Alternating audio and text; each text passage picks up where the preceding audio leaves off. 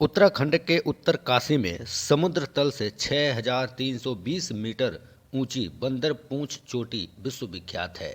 इस चोटी को पर्वतारोही और पहाड़ के वसिंदे हनुमान के स्वरूप में मानते हैं और महाभारत काल का एक महत्वपूर्ण किस्सा भी इस चोटी से जोड़ते हैं। यही वो स्थान है जहां पर भीम वानर रूप में हनुमान जी की पूंछ नहीं उठा पाए थे। भीम का अहंकार तोड़ते हुए हनुमान जी ने भीम को आशीर्वाद के स्वरूप में दर्शन दिए थे। तब से इस चोटी को बंदर पूंछ चोटी कहा जाता है। बंदर पूंछ चोटी के ग्लेशियर से आज भी हनुमान गंगा निकलती है।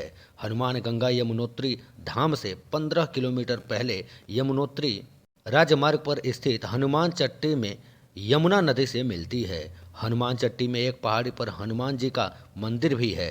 स्कंद पुराण के केदार खंड में भी बंदर पूंछ और हनुमान गंगा का जिक्र मिलता है।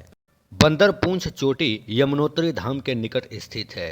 महाभारत काल में पांडव वनवास के दौरान जब अज्ञातवास पर थे तो उत्तराखंड में यमुनोत्री धाम के निकट लाखा मंडल क्षेत्र में आए थे।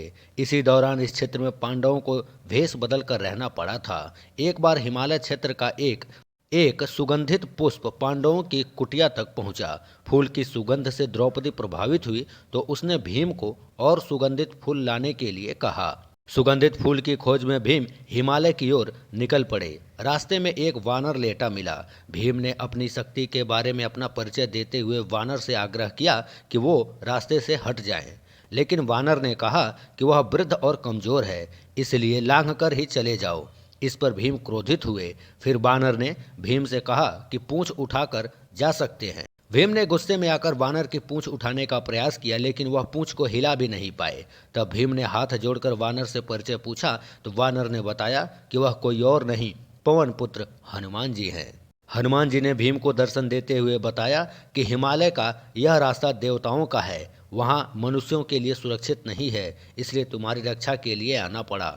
अब तुम हिमालय के इस विशेष वन से फूल लेकर जा सकते हो। उसी समय भीम ने हनुमान जी के विराट रूप को देखने की इच्छा जाहिर की तो हनुमान जी ने अपना विराट स्वरूप धारण किया। आज भी उसी स्वरूप में बंदर पूंछ पर्वत स्थित है। महाबली भीम को अपनी शक्तियों का बड़ा ही अहंकार हो गया था। उनके अहंकार को खत्म करने के लिए भगवान श्री कृष्ण ने हनुमान जी की मदद से यह लीला रची थी।